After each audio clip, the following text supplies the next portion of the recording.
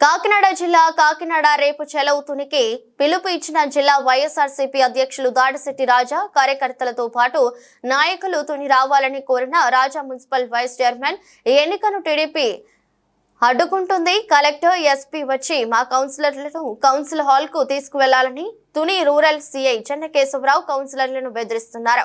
గతంలో తనపై దాడి చేసిన నాపై 11 కేసులు పెట్టిన సీఐ చెన్నకేశవరావు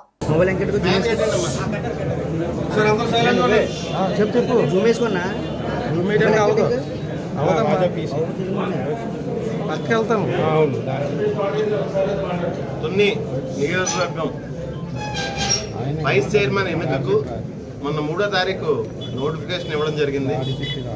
ఆ రోజు పూర్తిగా 30 మంది కౌన్సిలర్స్ మేము వైఎస్ఆర్ కాంగ్రెస్ పార్టీ కండువాలు కప్పుకుని మున్సిపల్ ఆఫీసులోకి వెళ్ళడం జరిగింది. మున్సిపల్ ఆఫీసులో టీడీపీ మనుషులందరూ ఆఫీసులోకి వచ్చి కౌన్సిలర్ల పట్ల అసభ్యంగా ప్రవర్తించి భయభ్రాంతులకు గురి చేయడం జరిగింది. తర్వాత 3వ తారీఖు వాయిదా వేసి శాంతి భద్రతల రీత్యా 4వ తారీఖు ఎలక్షన్ పెడతామని చెప్పి 3వ తారీఖు వాయిదా వేసి 4వ తారీఖు పెట్టడం జరిగింది. 4వ తారీఖు కూడా మొత్తం 27 మంది కౌన్సిలర్లు వైఎస్ఆర్ కాంగ్రెస్ పార్టీ కండువాలు కప్పుకొని మున్సిపల్ ఆఫీస్కి వెళ్ళడం జరిగింది. సేమ్ సీన్ రిపీట్ అయిన 4వ తారీఖు కూడా వేలాదిగా టీడీపీ కార్యకర్తలు తుని నియోజకవర్గంలో ఉన్న రౌడీ షీటర్లు అదేవిధంగా చాలామంది మద్యం సేవించి మళ్ళీ మహిళల పట్ల అసభ్యంగా ప్రవర్తించడం, తోలులాడడం, ఇబ్బంది పెట్టడం, మళ్ళీ 4వ తారీఖు కూడా సేమ్ మళ్ళీ వాయిదా పడి ఈ రోజుకి నోటిఫికేషన్ ఇవ్వడం జరిగింది. ఈరోజు పోయే పరిస్థితి ఏంటంటే నిన్న సాయంత్రం నుంచి మా నాయకుల్ని అందరినీ అరెస్ట్ చేయడం, అదుపులో తీసుకోవడం, మండలాల నుంచి తొండగి మండలం నుంచి కానీ, కోటనందూరు మండలం నుంచి కానీ, తుని మండలం నుంచి కానీ ఏ నాయకులను కూడా టౌన్లోకి రానియకుండా భయభ్రాంతులకు గురి చేసి మా నాయకులు ఇప్పుడు కూడా స్టేషన్లోనే ఉన్నారు. 144 సెక్షన్ ఉంది, సెక్షన్ 31 ఉంది. ఇలా మాట్లాడి మా నాయకులందరినీ భయభ్రాంతులకు గురి చేసి ఆఖరికి కోఆప్షన్ మెంబర్ అయినటువంటి చైర్మన్ గారి హస్బెండ్ని కూడా ఇంటికి వచ్చి దౌర్జన్యంగా జీపులో ఎక్కించి తర్వాత ఇక్కడ ఉన్న కౌన్సిలర్ని కిడ్నాప్ చేసి తీసుకుపోదామని ప్రయత్నం చేయగా నేను వచ్చి అడ్డుకుని బయట తలుపులు వేసి తాళాలు వేసి బయట తలుపులు తాళాలు వేసి ఆ తలుపు దగ్గర నిల్చున్న పరిస్థితి.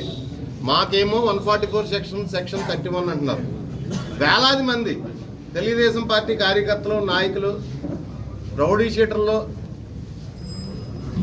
గోండాలు ఇంటి చుట్టూ తలుపులు బద్దలు కొడతాం రకరకాలుగా ముందుగా ప్లాన్డ్గా పోలీసులు వచ్చి సీసీటీవీ సర్వేలెన్స్ అంతా తీసి పారేస్తారు. ఇంటికి సంబంధించిన సీసీటీవీ సర్వేలెన్స్ అంతా తీసి పారేస్తారు ప్లాన్డ్గా పోలీసులు వచ్చి. ముఖ్యంగా rural CI Tuni rural CI Chennakesavarao.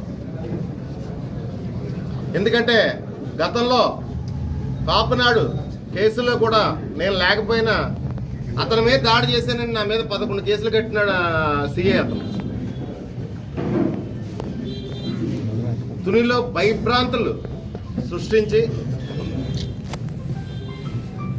వాళ్ళు ఏం చేయాలనుకుంటే అది ఎంత అరాచకం చేయాలంటే అంత అరాచకం. ఎందుకంటే కౌన్సిలర్లు ఎక్కువ మహిళా కౌన్సిలర్లు ఉన్నారు మా దగ్గర. ఇందులో పాపం గర్భవతులు కూడా ఉన్నారు. వాళ్ళని దుర్భాషలు ఆడుతూ మహిళలను తీసుకొచ్చి బయట నుంచి పోలీసులు మహిళలను తీసుకొచ్చి ఎవరన్నా దొరికితే చేతితో లాక్కుపోదామని, తాళాలు పగల కొట్టేస్తామని, ఇల్లు బదలు కొట్టేస్తామని రకరకాల భయభ్రాంతులకు గురి చేశారు. ఈ రోజు కూడా మేము 17 మంది తుని మున్సిపల్ ఎలక్షన్ కౌన్సిలర్లు మొత్తం 30 మంది, 17 మంది మీ ఎదురుకుంటే ఇక్కడే కూర్చున్నారు.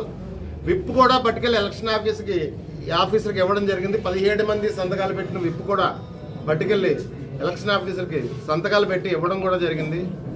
మేము అడుగుతున్నాం, బలం ఉంది కదా అని చెప్పేసి మీరు దౌర్జన్యం చేసేద్దాం అనుకుంటే మా నాయకులందరినీ పోలీస్ స్టేషన్లోని లేకపోతే అరెస్టులు చేసి దౌర్జన్యం చేసి మీరు బలం ఉంది కదా అని చెప్పేసి మీ దౌర్జన్యం చేసేద్దాం అనుకుంటే నేను కూడా పిలిపిస్తున్నాను.